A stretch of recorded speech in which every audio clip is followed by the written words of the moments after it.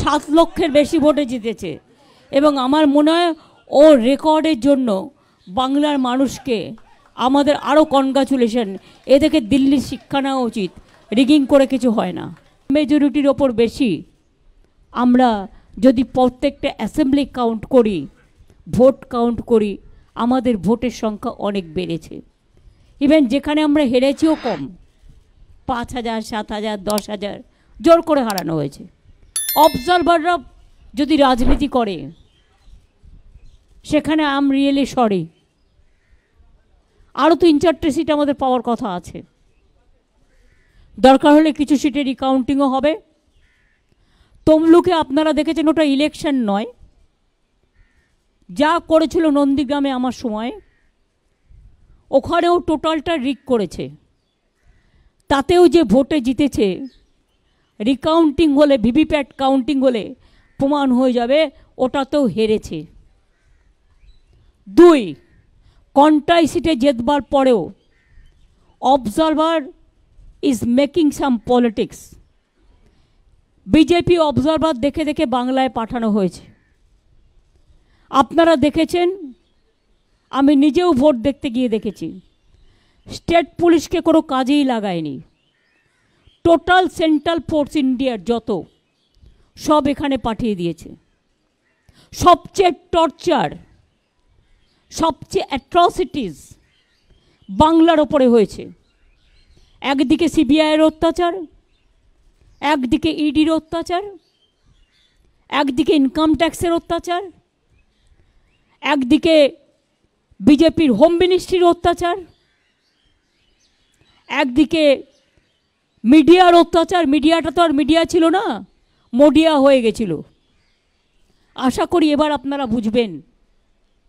আর last বলি, বাংলার মানুষকে ধন্যবাদ জানিয়ে তাদের কাছে আমি চিরকৃতজ্ঞ। আমি নিজেই কখনো ভাবছিলাম আপনাদের ফালতু সার্ভে দেখে, বিজেপির তৈরি করে দেওয়া সার্ভে দেখে, আপনাদের ফেক সার্ভে দেখে, যে আমি কি আমার নিজের উপর আস্থা হারাচ্ছি? আমি তো এটা মানুষের চোখে দেখিনি। আমি দীর্ঘদিন ধরে রাজনীতি করি আর 3 মাস রাস্তায় ছিলাম। এত মিছিল মিটিং করে মানুষের সাথে আমার আই টু আই কোঅর্ডিনেশন হয়। অভিষেকও অনেক করেছে, আমার সহকর্মীরা, আমার তৃণমূল কংগ্রেসের সহকর্মীরা, আমাদের প্রশাসন, যদিও তাদের অনেকভাবে হিউমিলিয়েট করেছে। আমার অনেক বাংলার আইএসকে বাতিল করে দিয়েছে। যেদিনই প্রধানমন্ত্রী এসছেন একটা করে ডিএম বাতিল, নয় একটা করে আইএস বাতিল। আমার 4টে ডিএম WBCS, তারা কি মানুষ নয়? তাদের বাতিল করে দিয়েছে, আইসি বাতিল করে দিয়েছে। এখানে ইলেকশনটা টোটাল কন্ডাক্ট করেছে বিজেপির এক গদ্দার। সিবিআই কার হাতে, ইডি কার হাতে? এরপর কোশ্চেনগুলো উঠবে। আমি খুশি একটা কারণে, একটা বাংলার মানুষের রায়ে। দ্বিতীয়ত হচ্ছে, যে সন্দেশখালি নিয়ে এত অপপ্রচার কুৎসা আমার মা বোনেদের অসম্মান করেছে, সেই সন্দেশখালিতেও আমরা জিতেছি।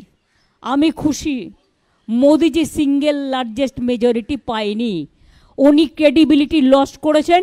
ওনার ইমিডিয়েট প্রধানমন্ত্রী থেকে রেজিগনেশন দেওয়া উচিত, কারণ উনি বলেছিলেন ইসবার 400 পার। আমি কি বলেছিলাম আপনাদের? আমি বলেছিলাম 200 পার হবে কিনা দেখে রাখুন, কারণ কিছুটা হাতে রাখতে হয়। আমি বলেছিলাম পগার পার। এখন তাকে পায়ে ধরতে হচ্ছে টিডিপি, আর পায়ে ধরতে হচ্ছে নীতিশ। বাংলার মানুষ বাংলার মেয়েকে সম্মান দিয়েছে, আমি সম্মানিত। আমার কাজের দায়িত্ব আরও বেড়ে গেল। আমি মানুষের জন্য আরও কাজ করবার চেষ্টা করব। আমাদের সব টাকা মোদি আটকে রেখে দিয়েছে। আমি চাই আমাদের টাকা, এখনও যদি লজ্জা থাকে, আমাদের টাকা আমাদের দেয়া হোক। আর তা নাহলে কিন্তু যে আন্দোলন আমরা গড়ে তুলব, মনে রাখবেন, দিল্লিতে আন্না হাজরের আন্দোলন আপনারা দেখেছেন, ওইটুকু জায়গার মধ্যে ওটা বিজেপির মদতে হয়েছিল। আর এবার কিন্তু আমরা নিজেদের মদতেই করব। আমরা জানি হাউ টু ফাইট। শুনুন, পার্থ জিতেছে, পার্থর ক্রেডিট। বরানগর আমরা জিতবো, আমরা জানতাম। যারা বেইমানি করে তাদের মানুষ সাপোর্ট দেয় না। যারা রোজ রোজ পার্টি চেঞ্জ করে মানুষ সাপোর্ট দেয় না, একমাত্র কিছু কারণ ছাড়া। ইভেন যারা বিজেপি থেকে ফিরেও এসেছিল আমাদের সাথে, তারা ভালো কাজ করেছে। আমি এখনও মনে করি বিজেপিকে সাপোর্ট দেয় সিপিএম এবং কংগ্রেস এখানকার। আর একটা মুসলিম পার্টি জন্মেছে, আমি তাদের বলবো নিজের নাক কেটে পরের যাত্রা ভঙ্গ করবেন না। যেটা করেছেন আপনারা উত্তর দিনাজপুরে, বিজেপির একটা সিট বাড়িয়ে আপনার কী লাভ হলো? কী লাভ হলো আমি জানতে চাই। বিজেপির এই সিটটা কমলে তাহলে তো দুটো ভোট বিজেপি মাইনাস হতো আরও। সিঙ্গেল লার্জেস্ট পার্টি হিসেবে যে মেজরিটি পেয়ে 2/3 মেজরিটি নিয়ে গায়ের জোর দেখাতেন আর অত্যাচার করতেন, আজকে কি আমরা সব ছেড়ে দেবো? আশা করি ইন্ডিয়ার টিমও কেউ ছাড়বে না, বরঞ্চ আমাদের টিম বাড়বে, কমবে না।